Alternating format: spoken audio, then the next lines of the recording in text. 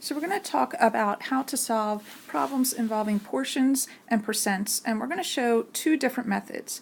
The first method is the one that your textbook shows, and that's a linear model. So we're going to use this example to help us explain it. So our example is a pair of jeans that are usually $80 are on sale for $20 off. What is the sale price? So I have here my line, my number line, that's why it's called a linear model, and I have it marked from 0% to 100%. And I have 10 intervals, which is why I have, these are each 10% because I have 10 spaces here. So 20% off is coming down from the price, so it's coming down, so that means 20% off is going to be here, 20% off.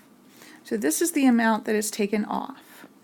So if that's the amount that's taken off, then this percent is actually what I pay. And 100 minus 20 is 80, so I actually pay 80% of the price. So if I pay 80% of the price, this is what I pay down here, this is what I pay, and this is how much is taken off. Now the jeans are usually $80, and that is the whole price. So that number is going to go on my model above the 100% because that is the whole price of the jeans. So since 80 goes with 100%, what you often want to do with a linear model is ask yourself, what is 10% equal to? Because I have this in tens. So if $80 is 100%, and I know that 100% divided by 10 is 10%, then 80 divided by 10 is 8. So I know that each of these is $8. Because since there's 10 of them, that's going to give me $80. So that means for the 20% off, this is $16 off because there's two of those there. Now, to find the amount that you pay, you can either take 80 minus 16 and get the amount that you pay, which is 64. Or you can use this 80%, and you know that each 10% is 8, and so you have 8 times 8, which is 64. So either way will give you the $64 that you pay on sale. Okay, so that is using the linear model. So you have a number line. The bottom part of the number line is the percents. The top part of the number line is the money. And by the way, I'm going to put this 10% here. Okay, so that's the first method. On the next slide, we're going to take a look at the second method. For this second method, we're going to use the same example, pair of jeans that are usually $80 are on sale for 20% off. What is the sale price? To use this second method, which is using a proportion, and by the way, a proportion is just an equation with equal fractions. Equation with equal fractions. And I didn't plan ahead to think that I was going to say that, so I'm just kind of squeezing it in here. So I have two equal fractions.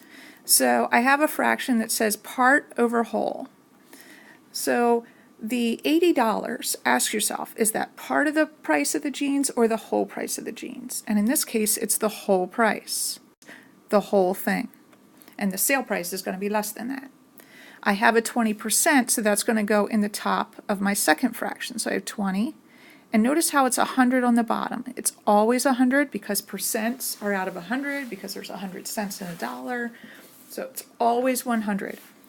This percent fraction, by the way, could be improper, but in this case it's not because it's always 100 on the bottom. So if I put a variable up here, say x, now I can figure out, okay, what number over 80 would be the same as 20 over 100. There's a couple ways you can do this. You could keep the x over 80. You could simplify the 20 over 100 to 1/5, and now use a giant 1 to get that 5 to 80 and the 1 to x. So 5 times 16 is 80.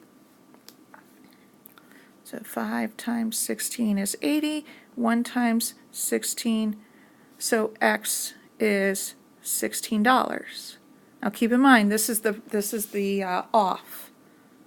This is how much money is off. Some of you might know something called cross multiplying.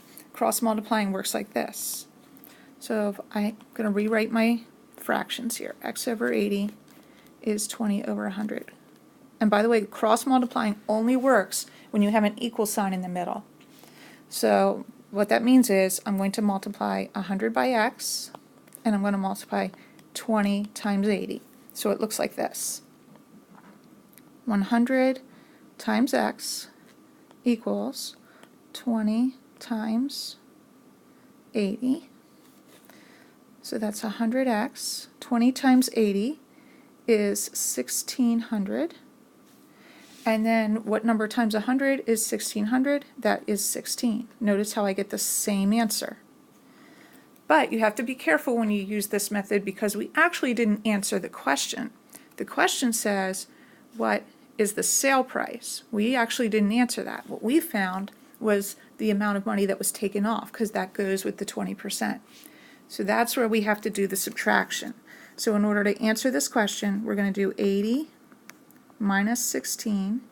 So our final answer is $64 that we pay for the sale. That is our final answer. So there's two different methods. You can use the model and kind of build off your 10%, or you can use equivalent fractions and proportions for your second method. We're going to do another example on the next page.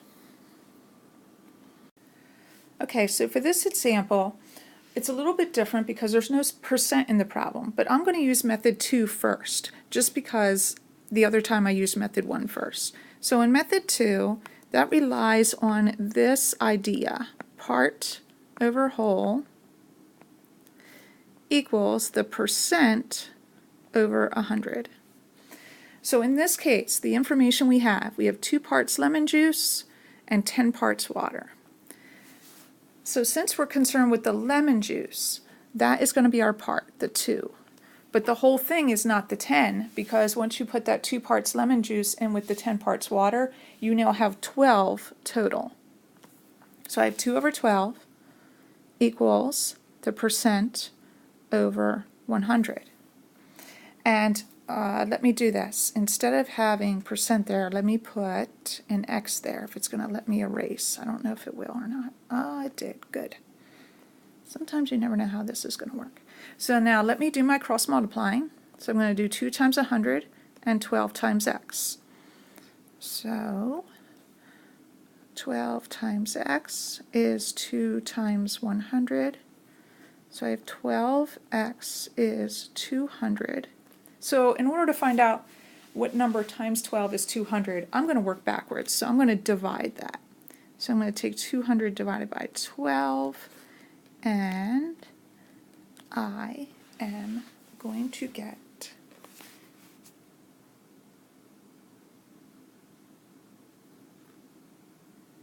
hang on one second, let me grab a calculator and I'll figure it out. So what I ended up getting here was 16.6 repeating. So I have 16.6 repeating, and that is a percent because that's what we were trying to find. Okay, now let's do this using method 1. So I'm going to put my number line in.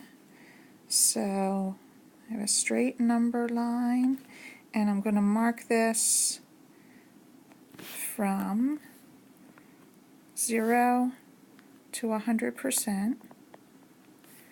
And then I have 12 parts total, so that's going to go up here. And then I know that 2 parts are lemon juice. So I have 2 parts lemon juice. And this is water, and that's 10. Don't worry if you're doing the linear model if it's to scale or not. That's quite all right. No worries.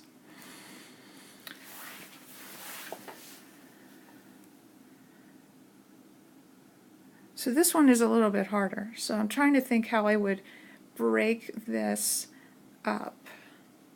This is a good example how method 2 can really help you out when the number line doesn't work so well.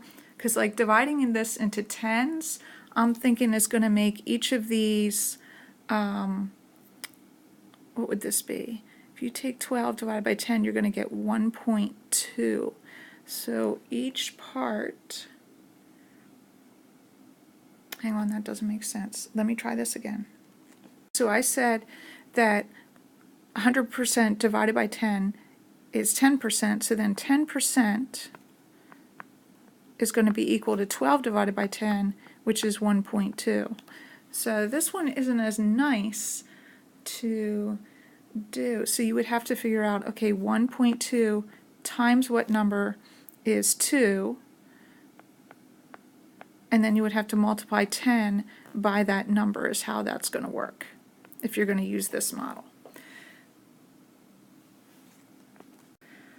So what I did then was I took 2 divided by 1.2 and I got 1.6 repeating, and I'm going to leave that in my calculator, and then I'm going to multiply that by 10, and that's going to give me the 16.6 repeating percent. So a little bit cumbersome with the linear model.